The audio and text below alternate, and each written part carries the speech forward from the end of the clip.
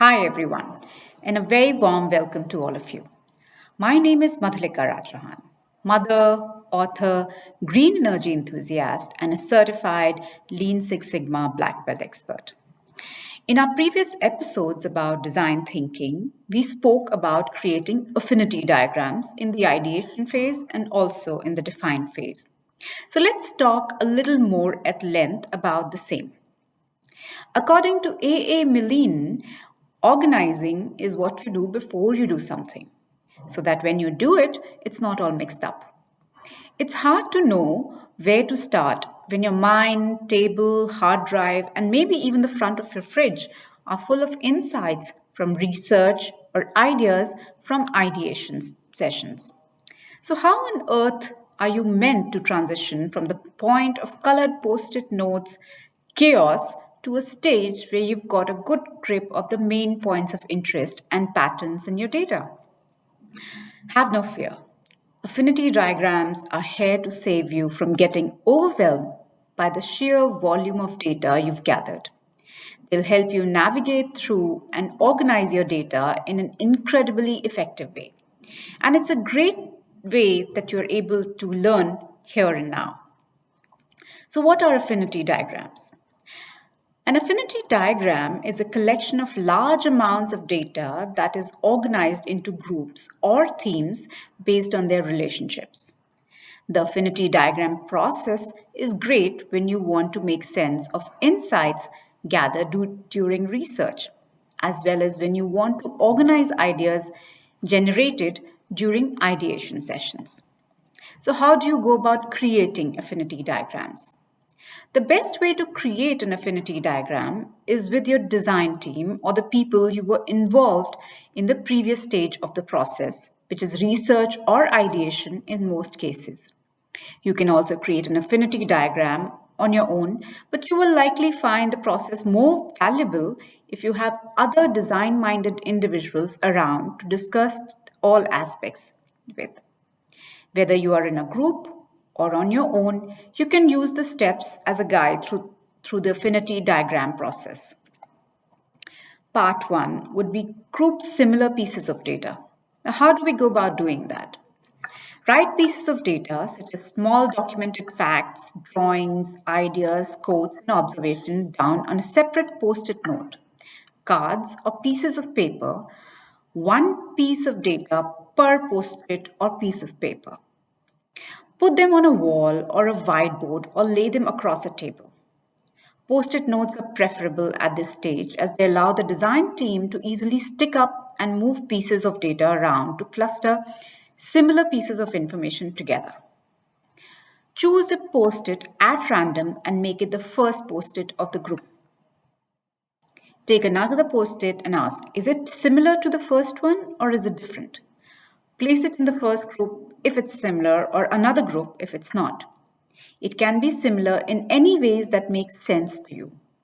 However, this is best where you have a team and you can ask others if they agree or disagree. Continue post-it by post-it as you place similar ideas together and create new groups. Note, very important, that it is okay to have lone post-it at this stage. Pieces of data that don't fit in any clusters and can sit on their own, in other words, and outliers. Feel free to change your groupings at any point in this exercise. That's why you're using post-its. You will see the data come to life as you create your affinity diagrams and move data around on the wall.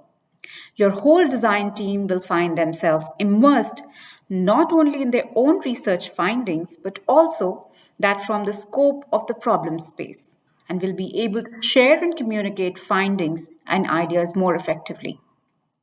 Now, part 2 of creating affinity diagrams, discuss and clarify your clusters. You should now have some groups of related data, and so it's time to talk about each one of the clusters in more detail. Discuss the rest of the steps in the process with your team and complete them together one by one. Discuss any controversial pieces of cluster and pieces of data in each cluster and recognize them into different clusters if appropriate. When all team members are satisfied with the groupings, give the group a name that captures the meaning of the group, of its post-its it represents. What is optional here is you can line to connect related posts and combine clusters to create supergroups if necessary. By the time you finished your affinity diagram, your data will be in a much more organized state and you will find yourself in a much better position to synthesize it further, define a problem statement, or move on to the next phase of the design process.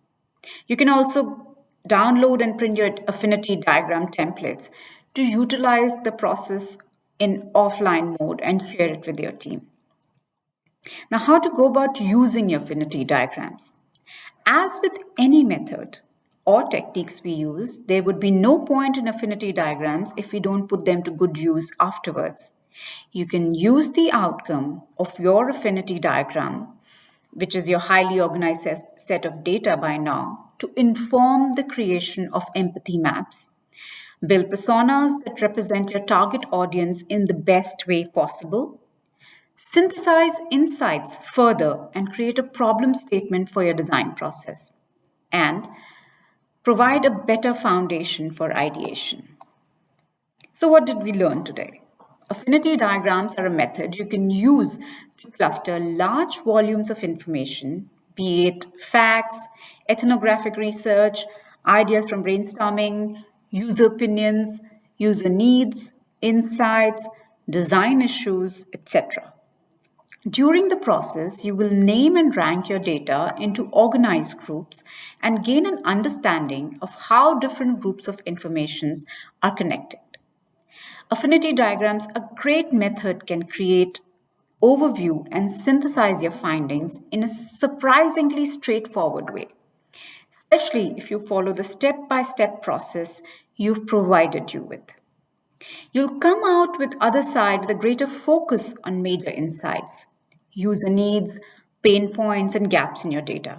And once you've done that, you can begin to translate what you've organized into empathy maps, personas, and problem statements to help you progress in your design process. With this, we come to an end to this edition of All Things Lean. Hope you have a better understanding of creating and using your affinity diagrams. Don't forget to like and subscribe and comment in the comment section on what you'd like to hear more. Until next time, this is your host, Madhulika Rajahan, signing off.